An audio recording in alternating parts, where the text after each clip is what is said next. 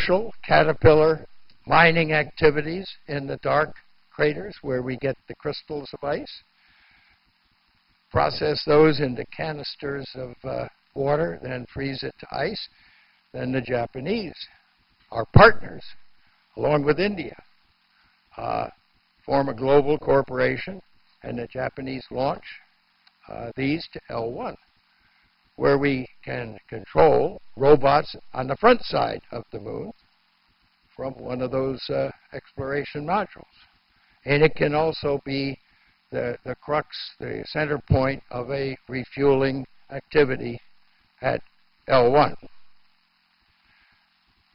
Now, I think that about a third or a fourth generation of that HAP module with the node can be landed with some device in between the cryo and the HAP.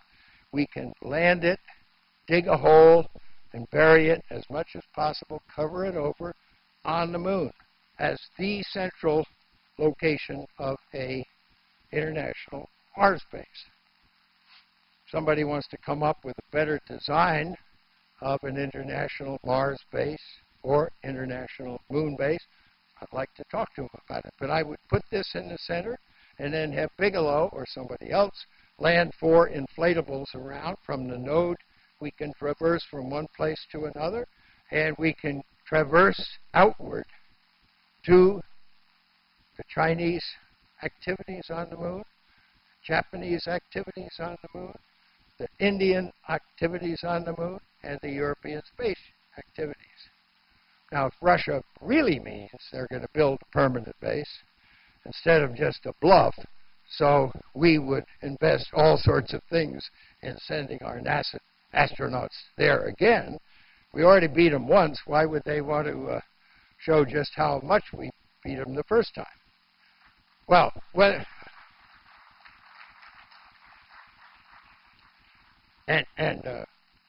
they would love to partner with the Chinese as long as they pay for it, which they don't appear to do, or with the European Space Agency. As a quick aside, I'm really interested in promoting English-speaking nations. Why?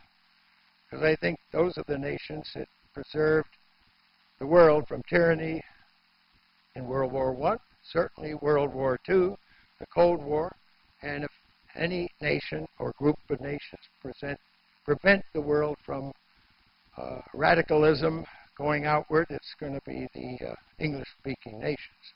And I think the most important one is India.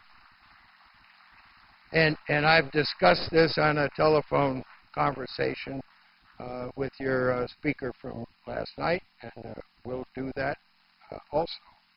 I'm promoting a 3-nation consortium of Japan and their desire to produce landers and ascent vehicles for the moon, and the U.S.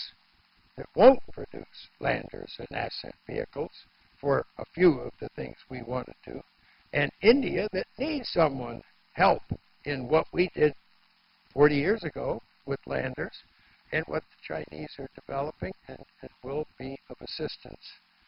Now, is that a bad coalition? Well, look at Russia and China. What do they have in common? They don't, their language doesn't look the same, and it doesn't sound the same, but they get together primarily to confront the West and to confront the United States in our activities of coming in peace for all mankind.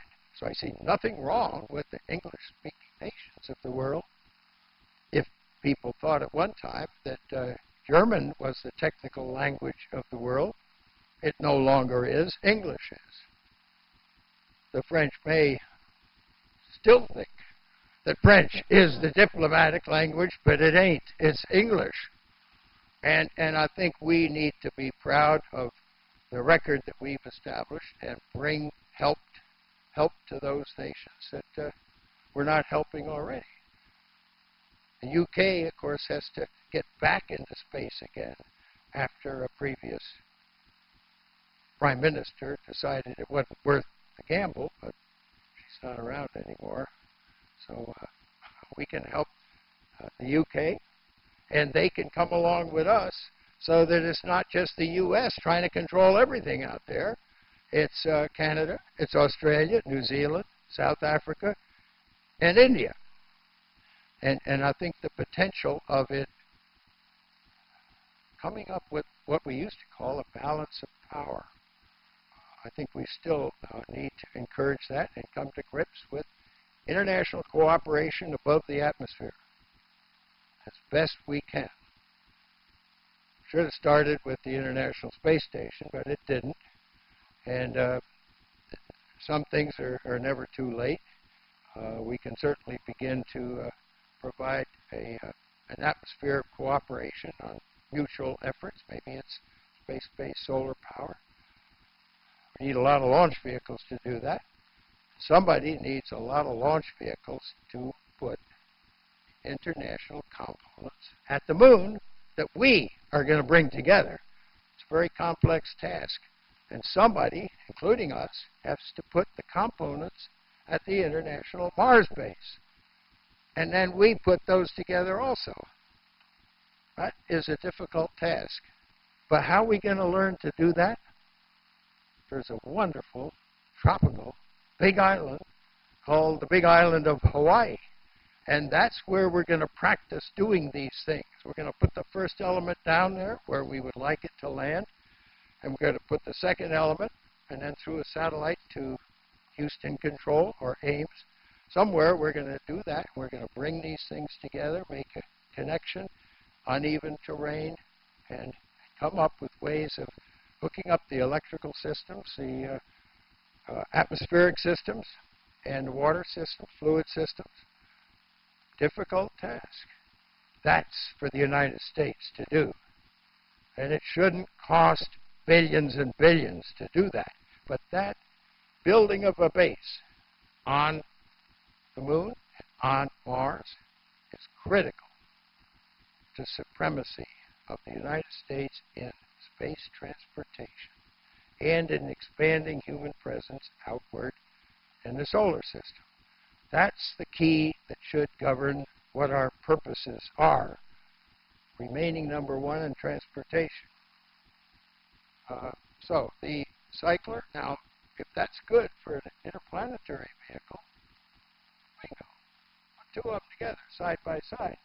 Go backwards. Now, this drawing was built by a group that's going to do a Buzz Aldrin's Space Program Manager. It's a game, a computer game.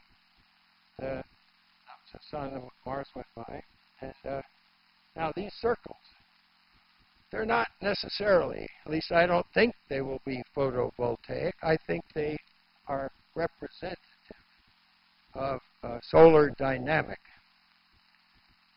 You people are familiar with planetary resources and deep space industries. Look up planetary power and its evolution of solar dynamic. Those were the two big circular things we were going to put at the end of the space station, but money or something prevented that from happening. But I think, I personally think that the efficiencies, the cost, the size of solar dynamic will make a big impression on photovoltaic. I could be wrong. So now here is the cycler. We've got connections between the two in different places. But again, it has the components of a space taxi. And it has the components at this end now of the solar electric propulsion system needed to make small trim corrections in the cycler orbit. And of course can be combined with what Purdue has looked at in how do we put things in cyclic orbits. At least somebody's looking at that. What do we need to be able to do it?